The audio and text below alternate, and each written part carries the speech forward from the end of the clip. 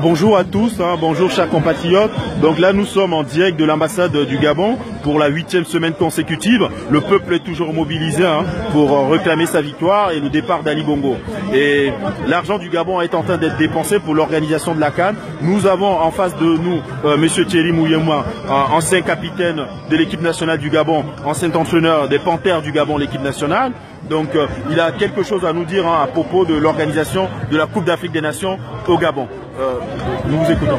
Oui, les Gabonais à distance, merci déjà pour cette opportunité.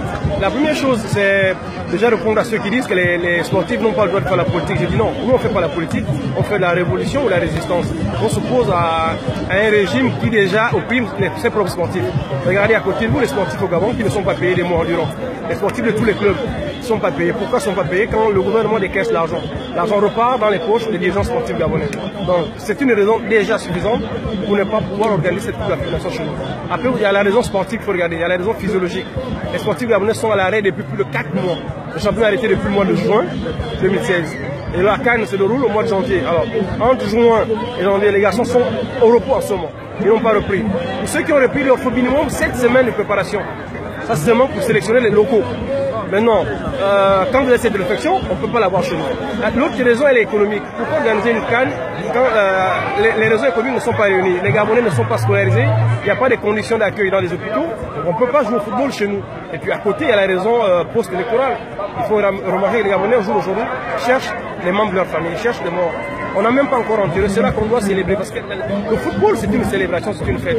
Je sais de quoi je vous parle. La CAN, c'était une compétition qui réunit les peuples africains qui sont là pour célébrer le jeu, de le faire play. Et là, le peuple gabonais est en deuil. Alors, on va organiser une CAN sur notre sol. Qui va jouer? Qui va les célébrer? C'est pas possible. L'une des raisons, l'autre raison, c'est les terrains qui ne sont pas faits.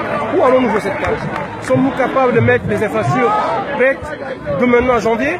C'est pas possible. Les peuples qui prennent la CAN en Afrique veulent, ils ont une raison déjà sportive, aller loin dans cette compétition. Avons-nous l'équipe prête à y aller?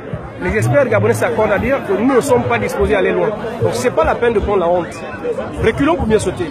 Préparons-nous, restructurons notre équipe nationale, restructurons déjà notre État avec un président démocratiquement élu, un gouvernement légitime, les Gabonais se reconnaissent tous déjà, et à ce moment nous travaillerons sur les bases, nous remettrons une politique sportive, une politique de formation.